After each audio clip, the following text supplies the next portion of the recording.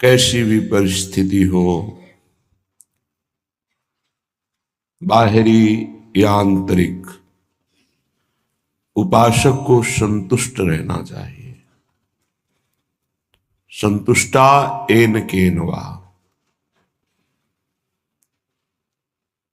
अंतःकरण को संतुष्ट रखना ये सबसे बड़ी सावधानी है। संतुष्ट रहने से किसी भी द्वंद्व का स्पर्श उपासक को उपासना से विलग नहीं कर पाता, चाहे जैसी परिस्थिति हो। प्रारब्धानुसार मानो या इष्ट देव के विधान के अनुसार मानो, जैसी भावना बने। बाहरी परिस्थिति व्यवहार की या आंतरिक परिस्थिति अंतःकरण की, दोनों में साधक को बहुत गंभीर और संतुष्ट रहना चाहिए। जोई जोई प्यारो करे सोई मोहि भावे। ऐसा ना हो कि किसी परिस्थिति के बदलने में सारा भजन का प्रयास कर बैठे कि हमारे अनुकूल वास मिले, अनुकूल भोजन मिले, अनुकूल प्रणाम नमस्कार स्तुति वंदना हमें सब भजनानंदी भगवत प्रेमी महात्मा माने, या हमारा अंतःकरण विविध प्रकार के चमत्कारों से भर जाए। अभी स्थिति हमारी बहुत विषयाकार है, पता नहीं भजन में कोई ताकत है या नहीं, फल है या नहीं। ऐसी विचारधाराएं साधक को गिरा देती हैं। अर्थात जिस अध्यात्म की दिव्यता में पहुंचना है, वहां पहुंचने के लिए वृत्ति बहुत खतरनाक है, क्योंकि वो कुछ समय बाद उब जाएगा और परमार्थ से हटकर मनोरंजन करने लगेगा। संतुष्टा एन केनवा, कैसी भी परिस्थिति हो अपने आराध्य देव का हृदय से आश्रय है। नहीं भजन में मन लग रहा, नहीं हमारे हृदय में आनंद है, विषय चिंतन हो रहा है, धैर्य धारण करो। ये आगमा पाइनो अनित्यास्तास्तितिक्षस्व भारत। ये आने जाने वाली वृत्तियों से दुखी सुखी होना संसारियों का लक्षण है। उपासक इन वृत्तियों से ही तटस्थ रहता है, साक्षी मात्र रहता है, वृत्तियों का भोक्ता नहीं बनता। जो इन वृत्तियों का भोक्ता बन जाता है वो पतित हो जाता है। जो इन वृत्तियों का साक्षी रहता है वो गंभीर शांत रहता। तितिक्षस्व भारत, क्योंकि आगमा पाइनो, आने जाने वाले, अनित्य, ये नाशवान, टिकाऊ नहीं है। घबराओ मत, ये चले जाएंगे। ये सूत्र है उपासना का। संतुष्टा एन केनवा, अंतःकरण की कैसी भी स्थिति हो या बाहर की कैसी भी परिस्थिति हो, दोनों में उपासक संतुष्ट है एन केनवा। कितना संतुष्ट? श्रीपाद प्रबोधानंद जी कह रहे, निंदावा स्तुतिरेव वा बहु विपतु संपत्तिरेवा स्तुवा पांडित्यं वत मूर्खतापि यदि वा विरागोऽथवा यत्किंचित् भवतु श्रुतेरपि मनाग लक्ष्यं न यद वैभवम् तद्वृंदा विपिनं न जीवनमिदं स्वप्ने पिहातुं क्षमः। यदि हम भगवत मार्ग के पथिक हैं,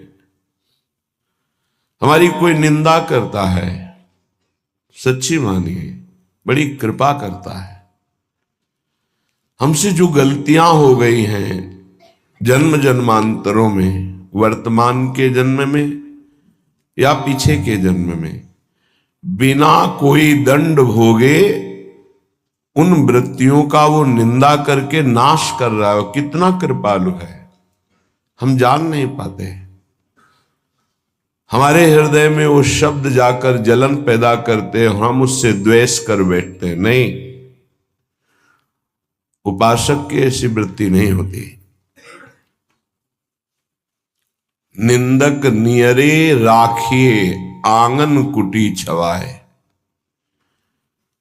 भगवान कृपा करे कि निंदक हमारे पास ही रहे और हमारी एक एक वृत्ति को बड़ी सूक्ष्मता से वो देखें, और जहां उनको त्रुटि लगे वे उसकी निंदा करें, तो हमारा जीवन धन्य हो जाएगा।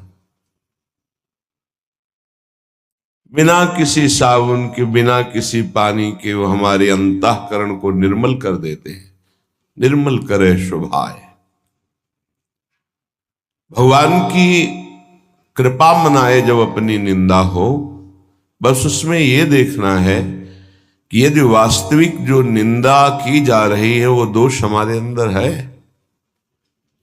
निरीक्षण करे। यदि है तो प्रसन्न हो कि भगवान इनकी वाणी में बैठ करके हमारे आंतरिक दोषों को हमें दिखा रहे हैं।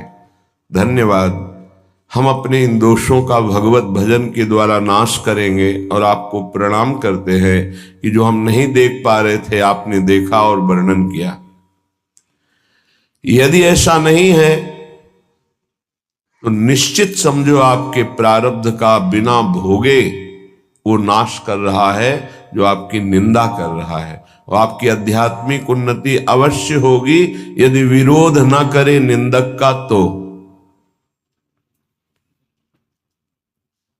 स्तुति प्रशंसा ये बहुत प्रिय लगती है, और उपासक के भजन वृत्ति का ये नाश करती है, देहाभिमान को पुष्ट करती है, साधन को चौपट करती है।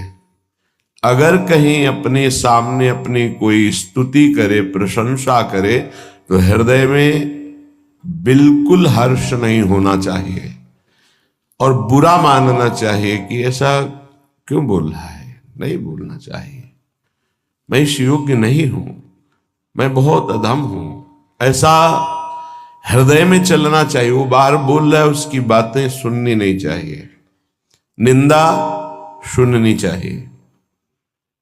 हृदय में जो जलन होगी उससे पाप नष्ट होगा।